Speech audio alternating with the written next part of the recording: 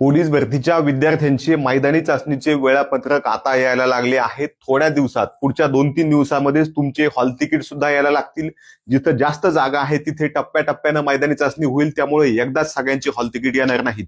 परंतु जे छोटे जिल्हे आहेत, छोटे पोलीस घटक आहेत, तिथे मात्र एकाच वेळी सगळ्यांचे हॉल तिकीट येणार आहेत। तुमच्या मैदानी चाचणीसाठी त्यांनी सरासरी 1000 विद्यार्थी बोलवलेत। हे चंद्रपूरचं आहे।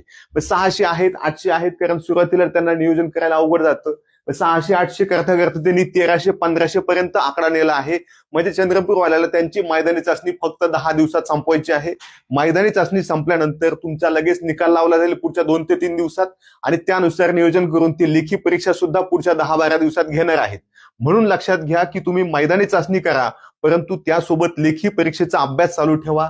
नाहीतर फक्त मैदानी चाचणी पास होऊन कोणाचंही सिलेक्शन होणार नाही, कारण मैदानी चाचणी फक्त 50 गुणांची आहे आणि लेखी परीक्षा 100 गुणांची आहे। यामध्ये तुमचं नुकसान आहे।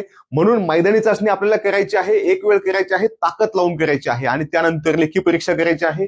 शेवटचे काही दिवस राहिले आहेत, मन लावून करा, काहीही करा, पण स्वतःची बुद्धी वापरून करा।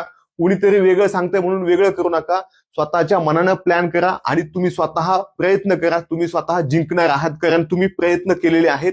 सर्व विद्यार्थ्यांना येणाऱ्या मैदानी चाचणीसाठी आमच्याकडून खूप खूप शुभेच्छा आहेत। तुम्हाला काहीही अडचण असेल तर कुठल्याही टप्प्यावर आम्ही तुमच्या सोबत असणार आहोत। जय हिंद।